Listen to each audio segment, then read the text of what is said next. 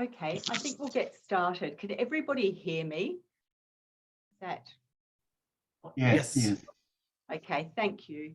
Just sometimes with this computer, I can go a bit faint. So if anybody can't hear me, please let me know. Put up your hand, and I'll stop and try and sort things out. I'm not sure why the microphone isn't so good on this computer. But first of all, I would like to welcome you to the University of Adelaide and acknowledge that we meet, or those of us who are in Adelaide, meet on the ancestral lands of the Kaurna people. And I'd like to pay our respects to their past, to the Kaurna people and their past, present and ongoing connections to their land and their cultural beliefs. So what we're going to do in this session is just run through a few things. So first of all, I'll do a few introductions, and then I want to talk a little bit about options for higher degree research study at the University of Adelaide in the Faculty of Arts, Business, Law and Economics, and the pathways into those degrees. Then I'll actually say something about the degrees and the kinds of opportunities that they'll present you in terms of your future career and development if you should take one, study one. Then you'll be sick of me speaking by then, and so we're going to have a change of speaker, and a current postgraduate student, Mia, who's from the School of Economics and Public Policy, will say a little bit about why she decided to do a PhD and her experiences doing it. Then I'll direct you to some useful websites and email addresses if you want to follow up on anything that we've talked about today. And then finally, I'll see whether anybody has questions. Now, I will stop periodically during what I'm saying to see if there are any questions as we progress, but obviously I'm not going to keep stopping to answer questions, and we'll have a bigger questions session at the end. So first of all, the introductions. Well, I'm Claire Walker, and I'm the Associate Dean for Graduate Studies in the Faculty of Arts, Business, Law and Economics. And so I'm the person who obviously wants to entice you to do a PhD or an MPhil at Adelaide in our faculty, but also I can answer a lot of your questions. And if you do decide to enrol, I'll be overseeing your candidature.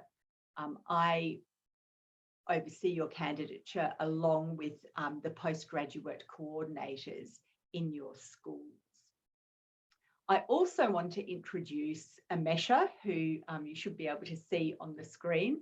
Amesha is the Australian Adelaide Graduate Research School's support officer for our faculty, and you'll have received emails from her, and you will receive many emails from her if you enrol in a higher degree. Also, I think we have Isabel, who's the marketing coordinator for higher degrees by research in at the university, and she's dropped by for the session as well. And I think I saw Donna. Yeah, Donna is there somewhere. Yes, Donna Gould. She's the Deputy Director of the Adelaide Graduate Research School, so she's just dropping in for the session as well. And I don't think Mia is here yet. I haven't seen her yet. I told her that she didn't need to come along until 6 o'clock. So obviously I'll introduce her when she speaks to you. So they're the introductions. And I can't remember whether I said this, but if you do have a question, you can use the raise hand function, which in Zoom, but also if you are not able to do that, we do have the chat running. We're not going to be able to follow absolutely everything in the chat during the session, but we'll try to address some of the key issues in the question and answers at the end. And then tomorrow I'll have a look at all the questions in the chat and anything that seems to be cropping up regularly, I'll compile a free, FAQ for you tomorrow, and we can send that out to people who signed up for the session. So let's get started. So first of all, we're going to look at options for higher degree study. And I'm going to look at it from the perspective, first of all, of the pathways of entry into a higher degree by research. So first of all, a lot of students will enter the MPhil or PhD programs after doing an honours degree in their discipline. So with honours, you can apply for an MPhil or a PhD, although in some disciplines, the degree that you're accepted into depends on your result. And also some disciplines really like to channel their students into an MPhil first, but not all disciplines do that. So you can talk to your honours coordinator if you're doing honours about the best options. You can always apply for both degrees as well. And obviously you won't be accepted, or you won't do both of them. But if you get offered both of them, you can then choose which one is going to suit your purposes best. So you can apply for either of them depending on your discipline. Most honours students will go for the PhD, but don't discount the MPhil. Now, the good thing about doing a higher degree is there are no tuition fees, so there is no HECS to pay back afterwards. And the even better thing about a higher degree is that you can apply for a scholarship to support you while you study. Now, scholarships are very competitive, so not everybody gets one. But if you do get one, you can earn $29,863 tax-free. That's the 2022 scholarship. They're generally indexed and they go up each year. So that's the if you're entering from honours. If you don't have to have honours to get into an HDR degree. If you're doing an advanced degree in your discipline, so for example, the Bachelor of Arts advanced, or any of the Bachelor advanced degrees in the faculty, or even if you're a really high achieving bachelor degree student, you're getting HDs for all your subjects, really high marks, winning prizes, etc. You can apply directly for the MPhil, not the PhD, without an honours degree or a coursework qualification.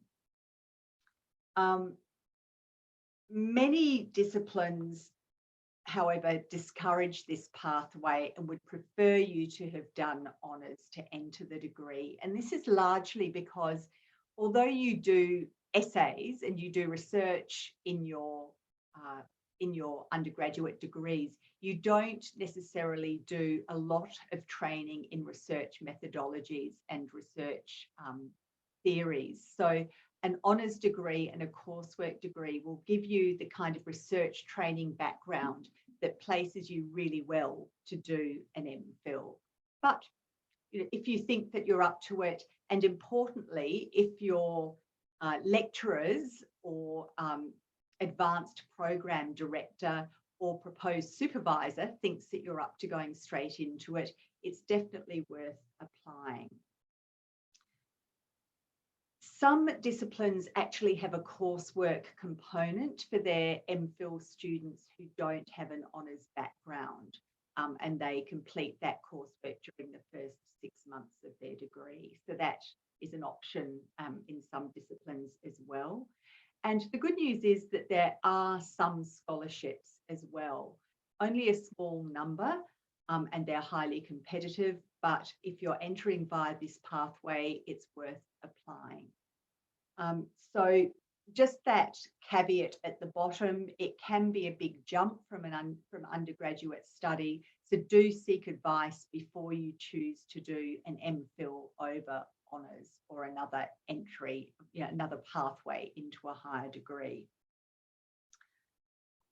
Now, a lot of you will also be doing a master's by coursework degree, and those generally have a research component, unless you're doing an MBA, which I don't think does. Now, you can apply for an MPhil if you're doing a coursework master's, or you can apply for a PhD. Most master's students, because they've already got a master's qualification, opt for the PhD, but don't discount the MPhil because it is really valuable research training at a slightly lower level in terms of the length of your thesis, etc. I'll talk about that in a minute. Similarly, it's the same rules for master's by coursework students. You won't be paying tuition fees, and you'll be applying for the same scholarships, which are $29,803. So I've talked about the pathways to enter a higher degree. I'm now going to say something about the degrees themselves, because I've been talking about MPhils and PhDs, and some of you are probably not sure what each of them entail. So the MPhil first. Now, an MPhil is 2 years full-time. It is possible to do it part-time over 4 years. Scholarships are generally only awarded for full-time study, but obviously if you have a legitimate reason to be studying part-time, and that usually involves a significant health issue, caring responsibilities, it is possible to get a scholarship for part-time study. You will, if you do the MPhil, you'll be writing a thesis of 40,000 words. And that sounds like a lot, I think, to most people who have probably at the most done 15 or 20,000 words. But believe me, those 40,000 words disappear very rapidly when you're writing up. Now, to help you write that thesis, you'll have a minimum of 2 supervisors. You'll have a principal supervisor and you'll have a co-supervisor, both of whom you'll meet regularly, and they will guide you through the process of research and writing your degree. Now, you can have more than one co-supervisor. Some students have 2, sometimes even 3 co-supervisors. Probably the more co-supervisors you have, the more complicated it can become. So most students only have a principal and a co, depending on their expertise. Now, when you're doing the MPhil, the goal of the MPhil is to develop expertise in a particular field, the field of your thesis. So you're expected to demonstrate in your thesis, when it goes to examination, expertise in the existing scholarships. So you need to know everything or most of the important things that have been written about your topic. You need to have developed a suitable and viable methodology for investigating your topic. You need to demonstrate that you have been able to critically analyse your sources or your research data. And you need to present all of this in a clear, well-written 40,000 word thesis. Now, it is possible, if you enrol in the MPhil, to upgrade your degree to a PhD. And that would happen at the 12-month mark in candidature if you have an honours degree, or if you don't have honours, at the 18-month mark. So if you're not confident about doing the PhD, you can enrol in the MPhil.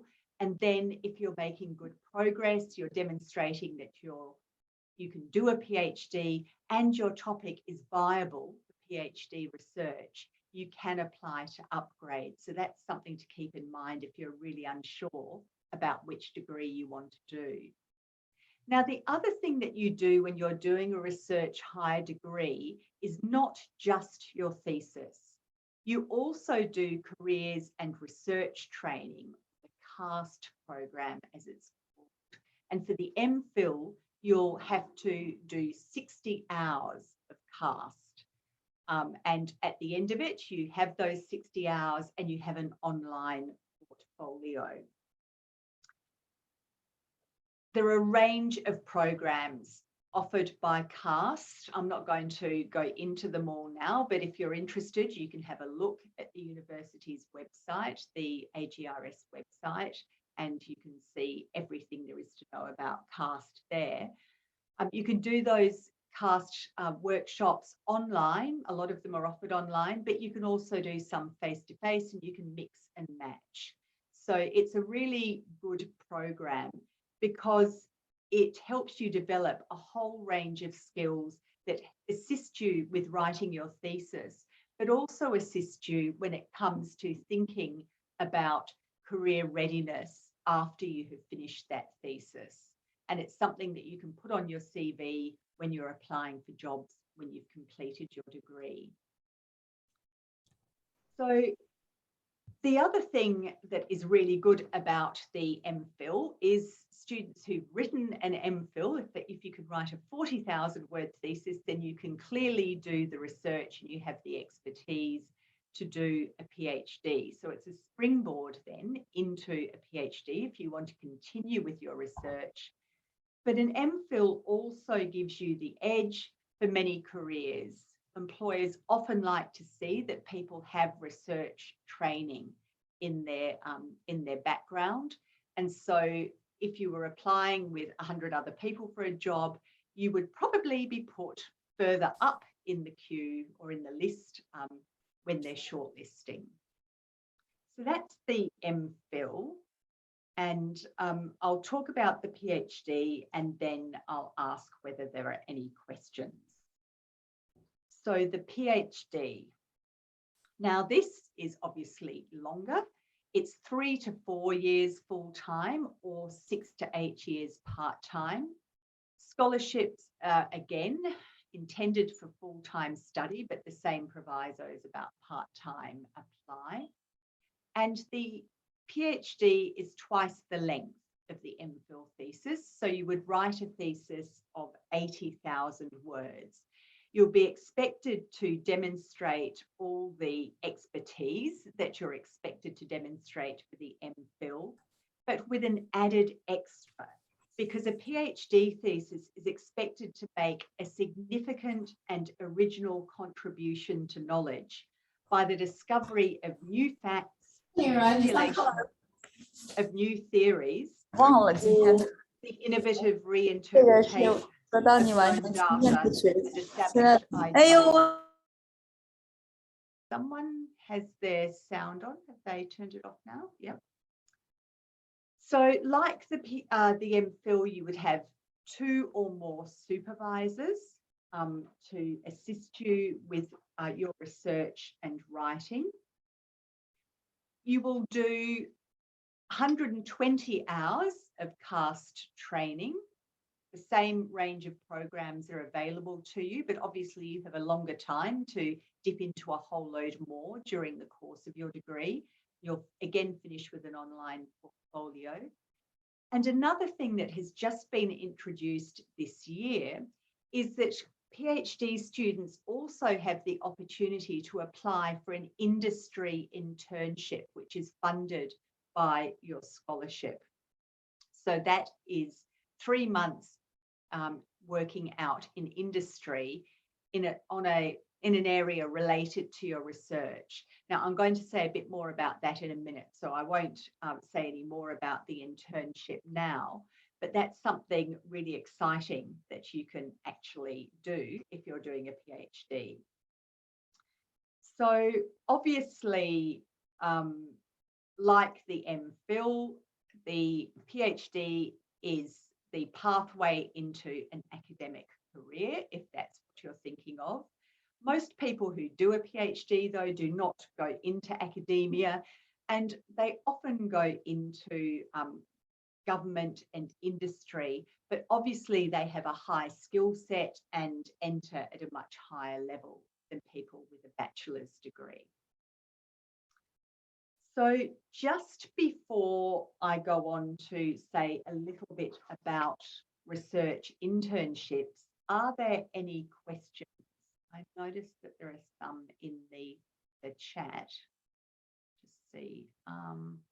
Oh, okay, that's just about the the slides, so that's okay. Does anybody else have a question? Checking. I can't see any hands up. Okay. Well, I will go on then to talk to you about the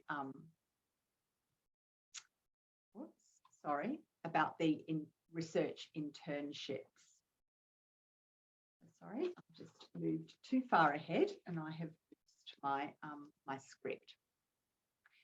So with the research internship that I've just talked about, there are 3-month scholarships available if you have a written understanding with an eligible partner organisation within the first 18 months of commencing your PhD. Now, we're working very hard at the moment to make connections with a whole load of industry partners. So sometimes your supervisor might have connections with industry partners and they can set you up. But also the university is going to have a range of other partners who you might be able to approach and tap into schemes and projects that they have on offer. Now, in order to do a research internship, you need to be enrolled in a PhD or a professional doctorate by research program at the University of Adelaide. If you're doing the MPhil, you can't do an internship. It's for PhD students only. It must be a minimum of 60 full-time days in duration.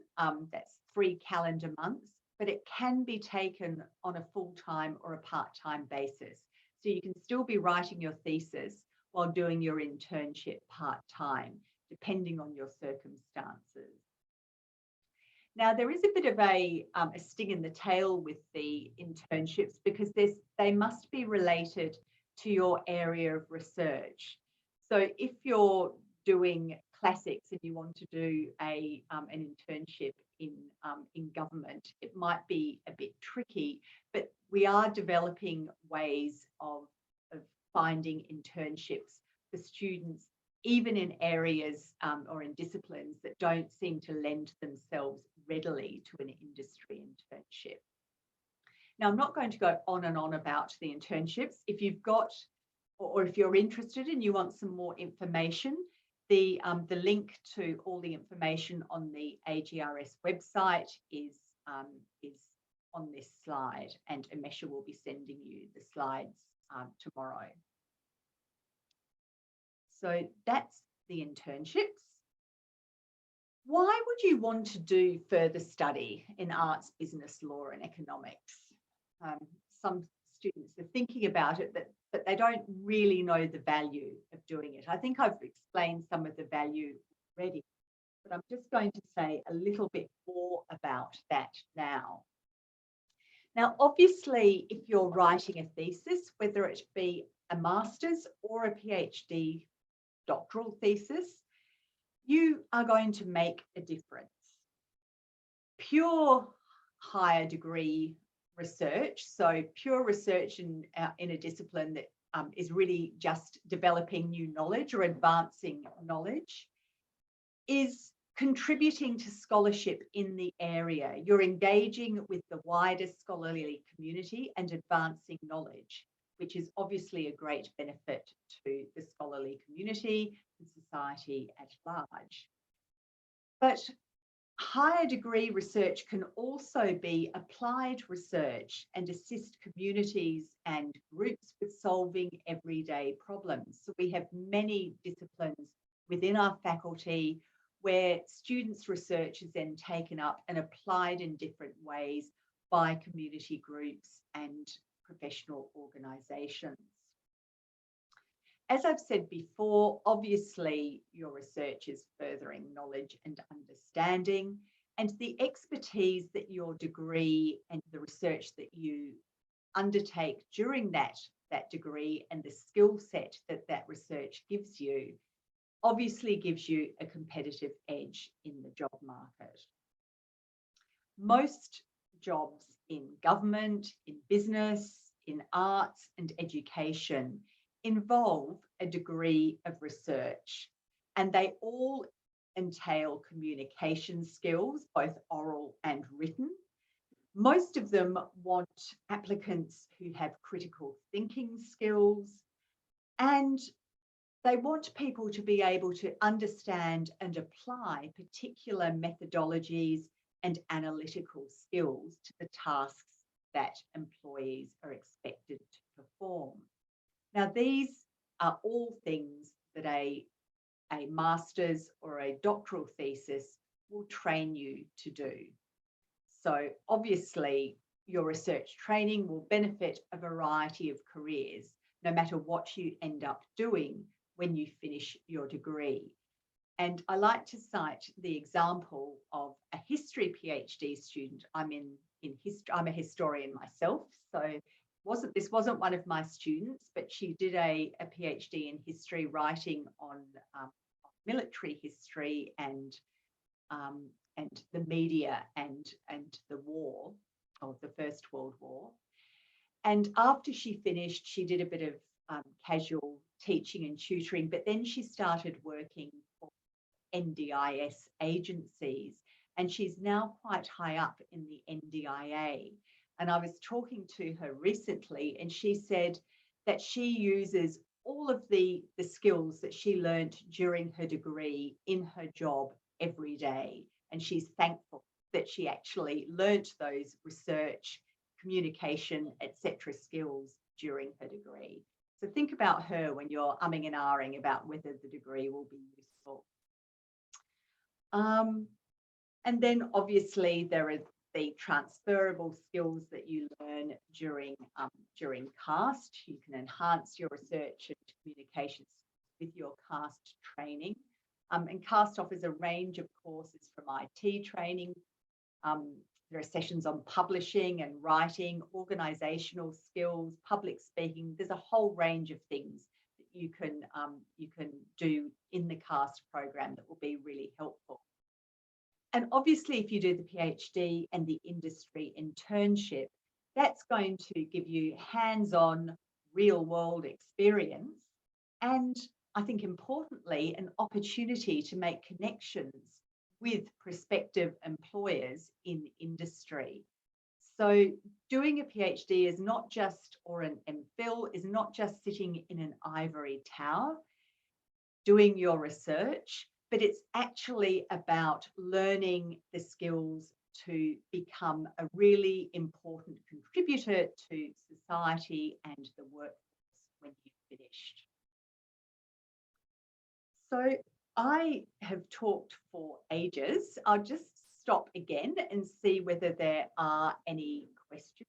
Does anybody have any questions? I think, okay, so there's a question. If you're wanting to get into an academic career, but PhD not an option yet, is it possible to go into academia without the PhD and just the MPhil? That is a really interesting question. Increasingly, most people who go into academia and get an academic job have PhDs because it's a highly competitive job market. But there are certain areas where you can certainly do academic work. You can do teaching and you can do research assistance without a PhD. You can do it with an MPhil. So it depends on how ambitious you are. A lot of that work is probably casual or part-time. If you wanted a lecturing position, depending on your area, your discipline, it is possible in some areas to get an academic job with an MPhil, but in most areas, I'd say you need the PhD. What's the requirement for Master of Arts to apply for PhD? So do you mean what do you need in a Master of Arts? I'll come back to that. I'll get maybe a measure to just get a bit more information about that. Now, I'm hoping that Mia is here. Are you here, Mia? Yes, I am. Okay, I'm just trying to and I just saw in the chat that there was a question that I might be able to help answer. Okay. Would you want to Excellent start timing. then? I just want to introduce you to everybody. Mia is a PhD student in economics and public policy. She's doing a PhD, and Mia is one of the able winners, the faculty winners of the 2020 3-minute thesis competition. So she's very highly skilled, and she's writing about price setting rules and competition.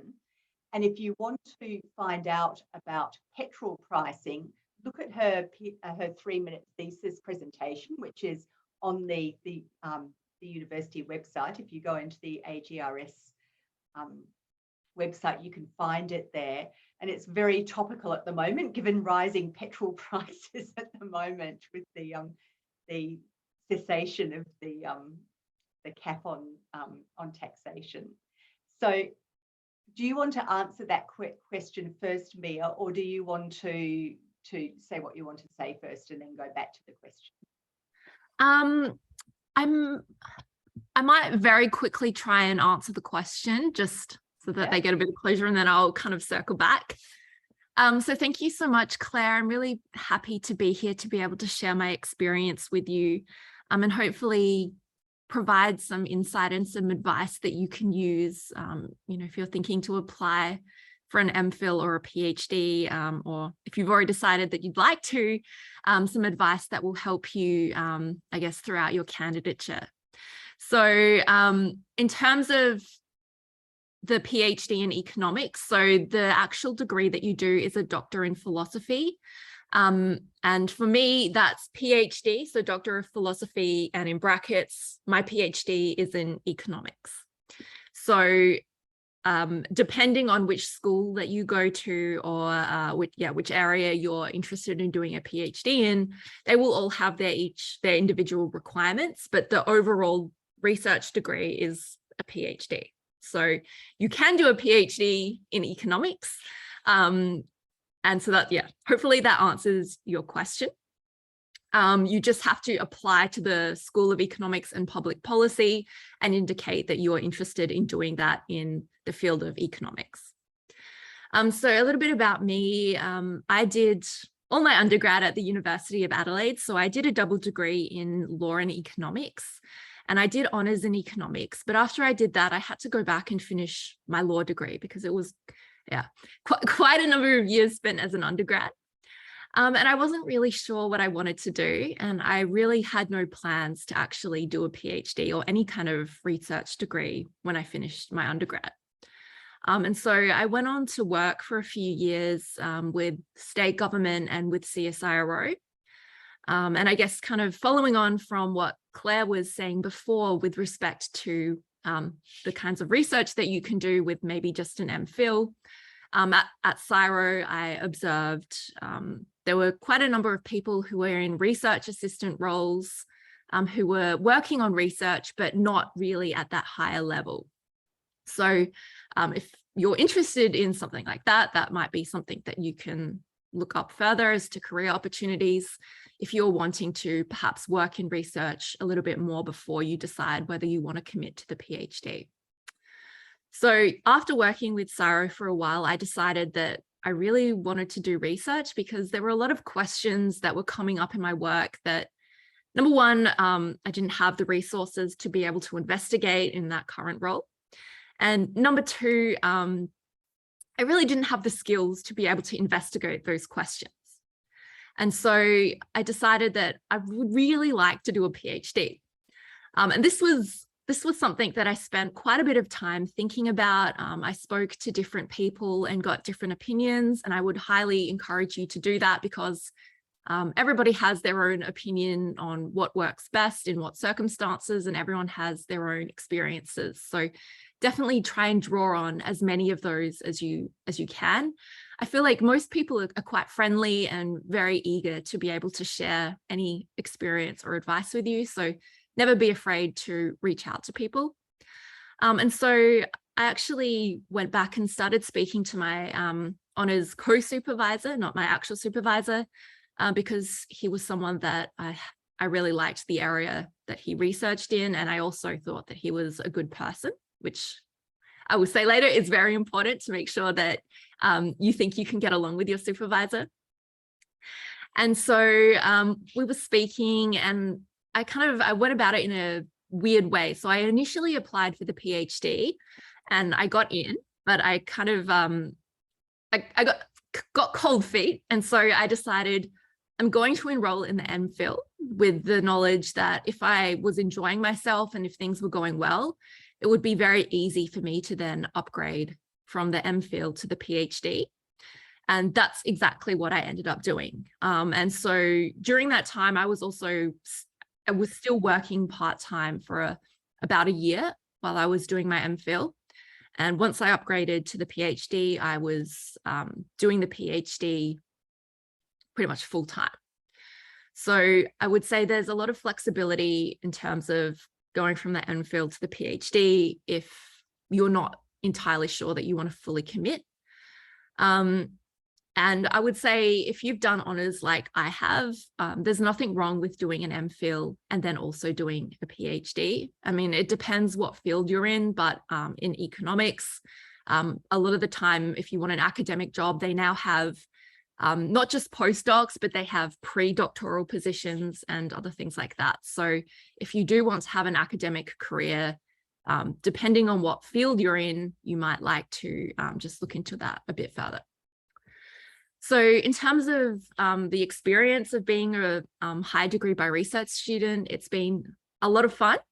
So I've had really great opportunities to talk with researchers all around the university, and especially with the 3-minute thesis. That was a lot of work, but in the end, it was a really great opportunity to connect with other people. So if you like to, I don't know, talk about interesting ideas and meet other people who are interested in all kinds of research, then it's a great opportunity to be able to do that. I really enjoyed the teaching opportunity. So I was a tutor or teaching assistant in my honors year, and I was able to continue that as a HDR student. And yes, it does eat up a lot of your time sometimes, especially with marking.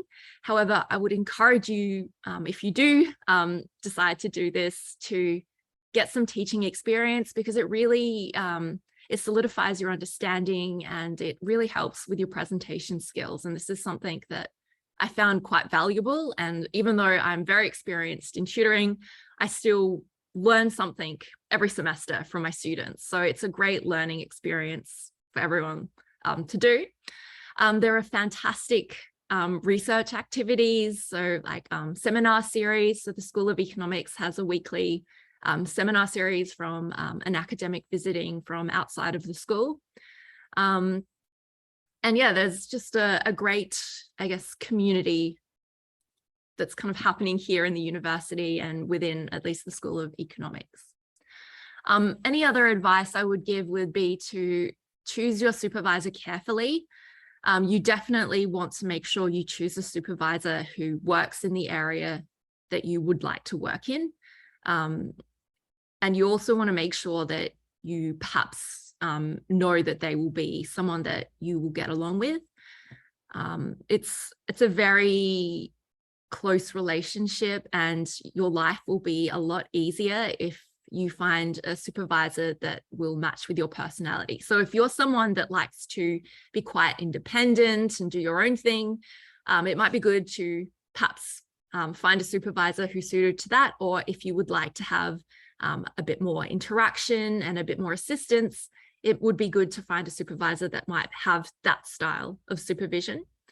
So you can always try and reach out to current or previous PhD students of a potential supervisor, and they might be able to give you some insight. Obviously, they probably won't be super honest, but try and get some information on the kind of style of supervision that you could potentially receive.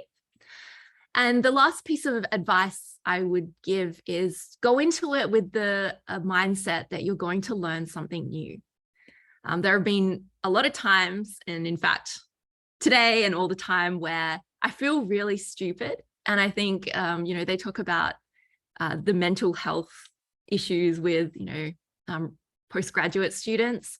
But I feel like if you go into the whole process thinking it's, you know, it's a learning exercise, and this is an opportunity for you to grow your skills as a person and as a researcher or whatever you want to do. I think you'll be able to go through those challenges much more easily than you would have otherwise.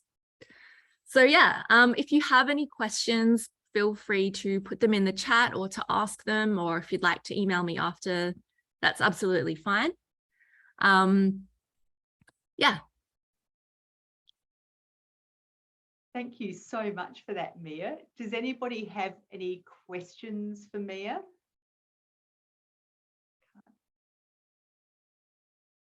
Just double checking to make sure no one's got their hand up. I think, okay, Morag has asked, can you have supervisors from another university? And the answer to that is yes, as long as they're experts in your field. And they need to apply to go on the University of Adelaide Supervisors Register. But that's sort of, as long as they're qualified to supervise, then that is relatively straightforward. Obviously, it's best if your principal supervisor is at the University of Adelaide, because you need to work with them closely. But we have quite a large number of students who have co-supervisors at other institutions, both nationally and internationally. So it's definitely possible. Any more questions? Yeah. Oh, okay. Donna is the expert on all of these things. So yes, your principal supervisor needs to be from the school in which you're enrolled. And it's possible to have supervisors, you know, across schools as well. So your principal needs to be in your school, but your co could be in another school in the faculty, or indeed sometimes they are in other parts of the university as well, depending on the topic. So, okay, well, thank you again, Mia. I really appreciate you giving up your time tonight to come and talk to us. So thank you for that. Thank you. We will move on now to the final part of what we're going to do, and that is, I just want to take you through a few slides which will show you, will point you towards information that you can look at on the Adelaide Graduate Research School website. So if you want to apply for a higher degree, you need to click on this Future Students tab, which has been highlighted, and that will give you all the information you want about the degrees that you can do, the qualifications you need to do those degrees, any fees. If you're an international student and you don't have a scholarship, you will be liable for fees. I should have actually said that. Other domestic students and international students with scholarships have their fees waived, as I've already said. There'll be information about scholarships as well, the scholarships that are available. And there's also, importantly, information about how you apply. And there's also contact information if you've got any questions about the application process. So it's this particular tile, the Future Students tile, that you need to click on to get more information about applying. Now, there are some important dates that you need to be aware of. The major round for domestic applications and indeed the international applications for students and recent graduates is open now, and it closes on the 31st of October. So that is actually coming up quite quickly now.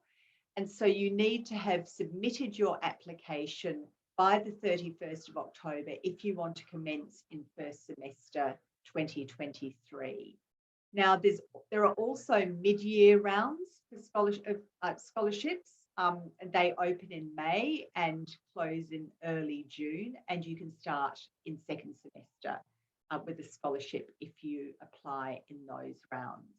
I don't know whether Donna wanted to say anything more about that. Is that the only information we need about the dates, Donna?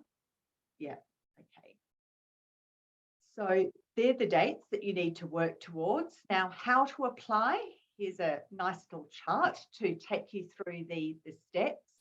You need to check your eligibility for the degree that you want to do, whether it's the MPhil, the Master of Philosophy, or the PhD, the Doctor of Philosophy. Obviously, if English isn't your first language, you need to have English language proficiency, and there are requirements, and they're all set out on the AGRS website. You need to review your scholarship eligibility criteria. What do you need to do to apply for a scholarship? What grades do you need to have achieved, etc. So look at all of that information. And there's information for both domestic students and international students there. Really importantly, you need to find somebody who will be your principal supervisor. And you need to have written confirmation of supervisory support from your principal supervisor, who has to be eligible to supervise your research. So you can't choose a principal supervisor from another school or someone who doesn't have any knowledge of the area that you want to write your thesis in. So you need to do a bit of research to find a supervisor. If you're at the university already working in a particular school in a particular discipline, you'll probably have a fairly reasonable idea about who would be suitable to supervise. But sometimes supervisors cannot take on new students because they have too many students already.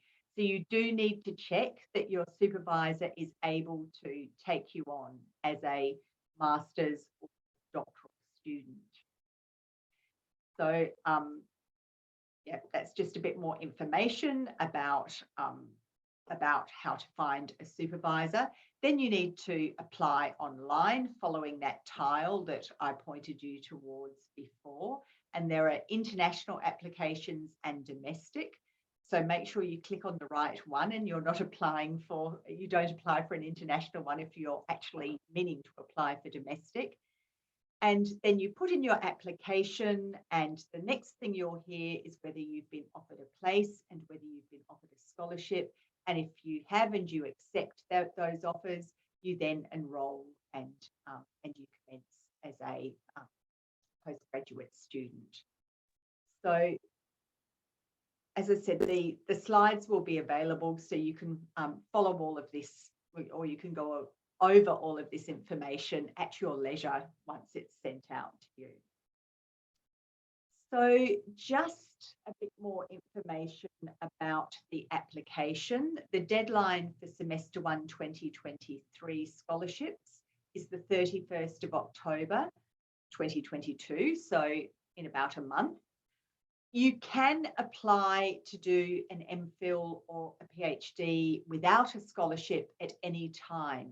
But if you want a scholarship, it's best to put the applications for the scholarship and admission to your degree in together, because it becomes a bit more complicated getting scholarships once you've started your degree.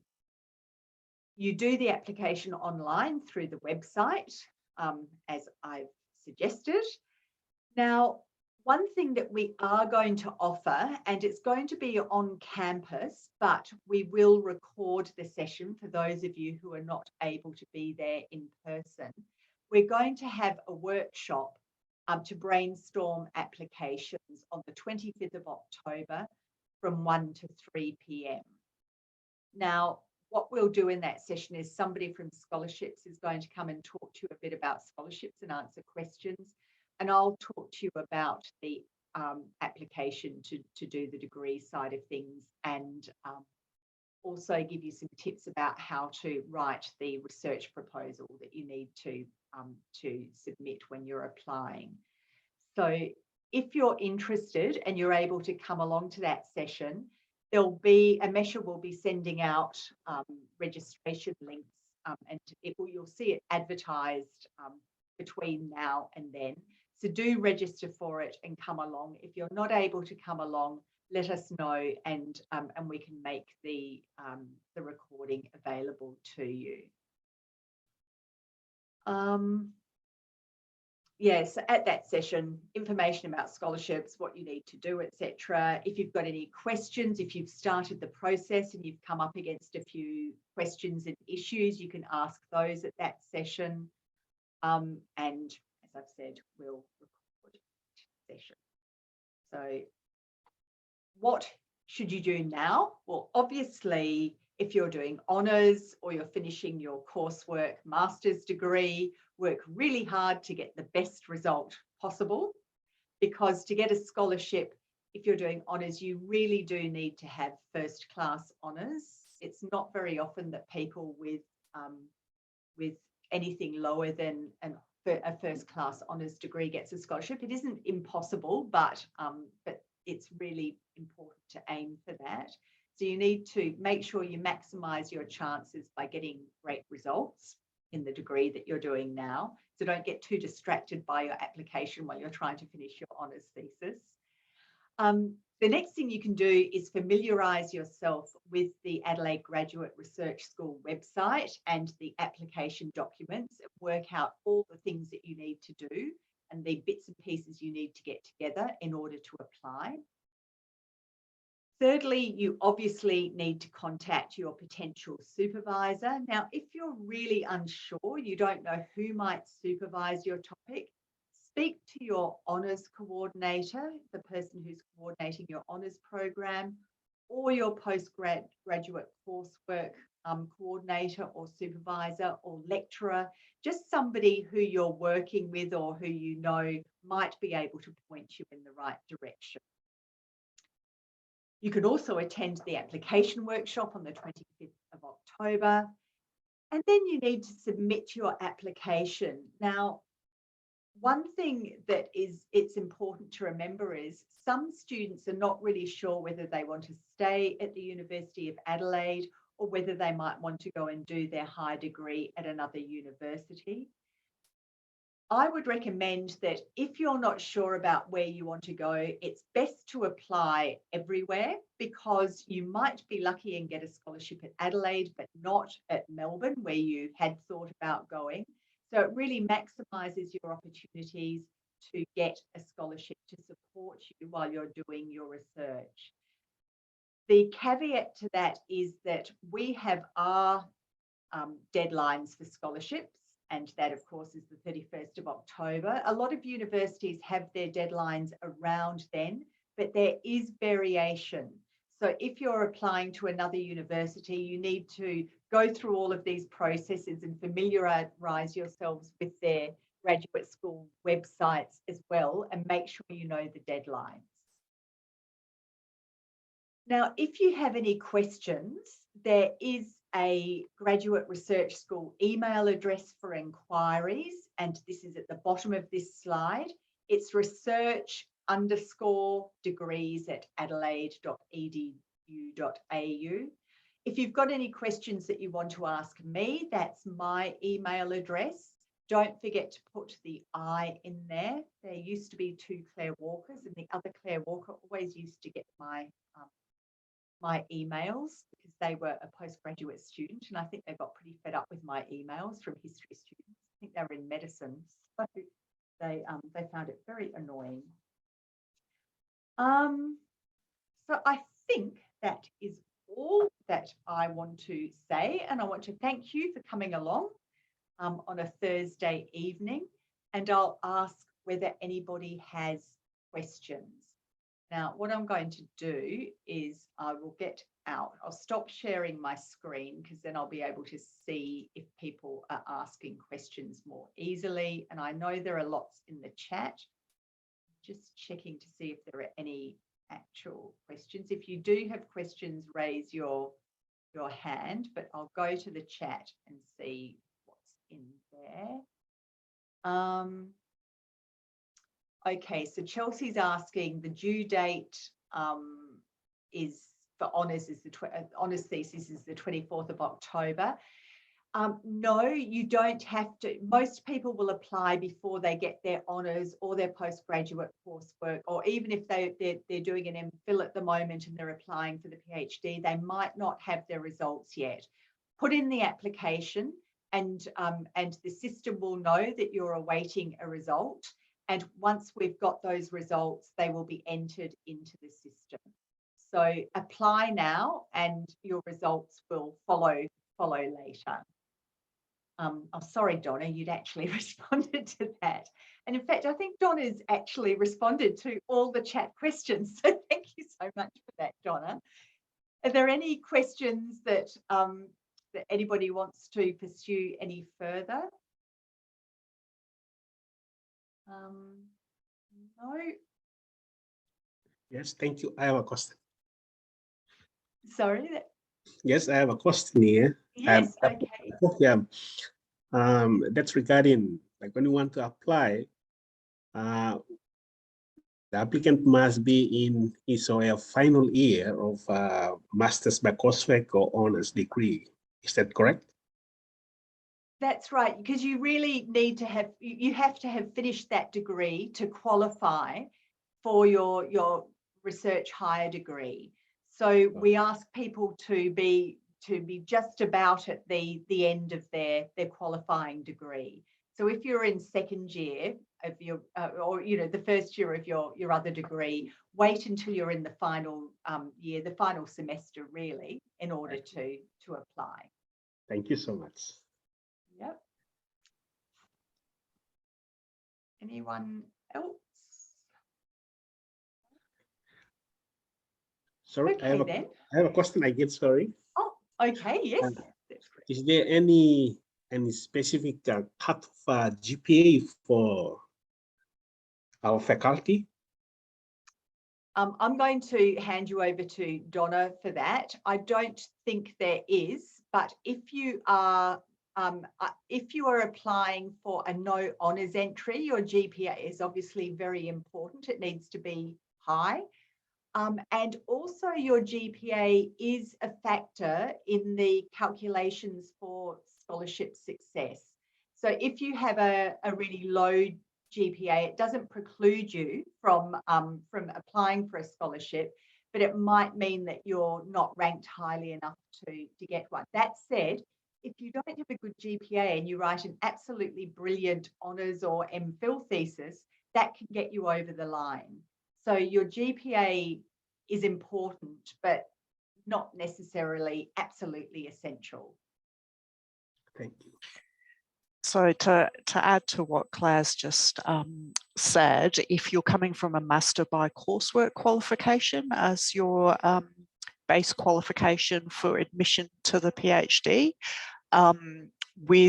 in terms of GPA, you need to have a 5 or higher overall and a 6 or higher in the research component. So that's the 12 or more units that comprise the thesis and any formal research methodology or training courses that are present within the degree.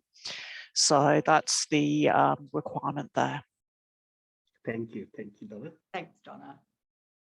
Hi, I want to ask a question. I want to ask a question. So I'm in the final year of my Master of Arts in Translation, Interpreting, Transcultural Communication. It's so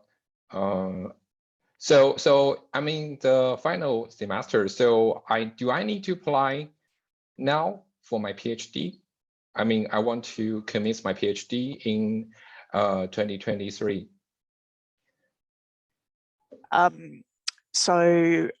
If you're a domestic student, the closing date for the major round for admission and scholarship is the 31st of October.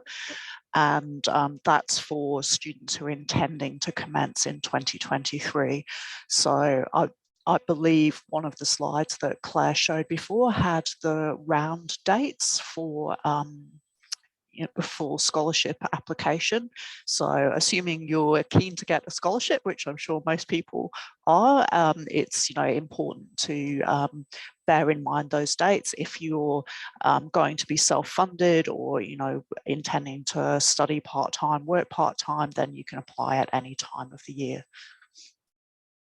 So are you doing an MPhil already? Is that what you're saying, or are you doing a coursework? I'm doing coursework master and international student. Yes. Okay, so the international closing dates are different. I can't recall off the top of my head what the next round date is, but if you look on the Graduate Research School website, all of our dates are listed, and I'll stop talking now and look that up for you while we move on to the next question. Okay, thank you. Are there any more questions? No? Pressure's on Donna to find that date really quickly then. Here we go. International application rounds. Open and closing dates. So University of Adelaide students, international students, can apply in the major round, which is currently open with a closing date of 31st of October 2022. So that would seem to fit your situation. Okay, thank you. Yep. Okay. Yep, so the next international round after that, I think, closes on the 6th of February 2023. So it wouldn't be open yet for a while. Yeah, and that's for students who are not University of Adelaide students. Correct. Donna? Yeah. Yep. Yeah. Well, if there are no more questions, I'll thank you all for attending, and I'll thank I don't think Mia has gone, but I will thank Mia, Amesha, Donna, and Isabel for coming along as well to help me. And I really hope that a number of you put in an application and that you are successful in your scholarship applications, and that I see you in first semester or maybe second semester next year as new PhD or MPhil students. And you'll get sick of me by the end of your degree. You'll probably be sick of all of us by the end of the degree. You'll be getting emails and you'll be coming to sessions that we run. But it's a very exciting process. And it's, well, as Mia said, you learn a lot while you're doing your higher degree. And you also become part of the university research community and make lots of great friends as well during the process. So I thoroughly recommend it. But if anyone has any further questions, don't hesitate to send them to that research school email address that I had up on the final slide, or you can email me directly.